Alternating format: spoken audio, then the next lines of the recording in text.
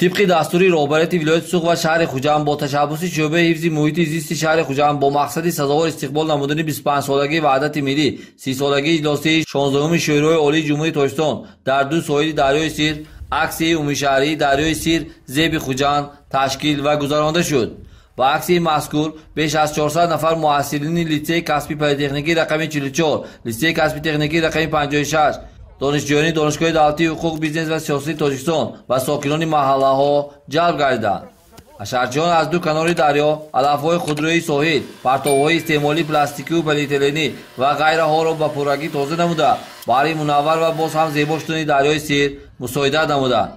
تاکید شد که باید هر یک شهروند درک نماید که در همه حالت مهمترین وظیفه انسانیت این حفظ محیط زیست به حساب می رود، زیرا ما امروزه از هوای تازه نفس میکشیم. هوای غلیظ و چرکین به سلامتی ما خطر ایجاد می نماید و به بیماری‌های گوناگون آورده می رساند. دریای سیر همچون موضع سیاح‌گذر باید همیشه تازه و آزاده باشد.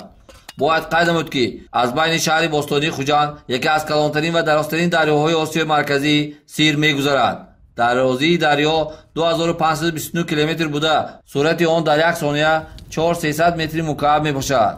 مردم خوجند از قدیم الایام این دریا را به مثال رود گنگ مقدس میشمردند و جشن نوروز را همه ساله در ساحل آن استقبال میگرفتند. این اقدام از طرف شعبه محیط حفظ زیست به راه مانده شد و خوانندگان و کارمندان لیسه کسب تکنیکی شهر خوجند بهره عملگردانی این سنت‌های کار دست جمعانه اشتراک کردند و اقدام گرفتیم که آینده برای تازه نگاه داشتن ساحل سهم خود را می‌گذاریم.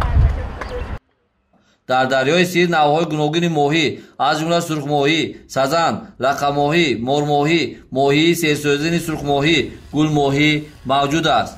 سیردریا در حدود شهر خوجند 10 کیلومتر درازی دارد. ماه‌های مارس اپریل فصل سیرابی بوده دریا پر آب می‌گردد.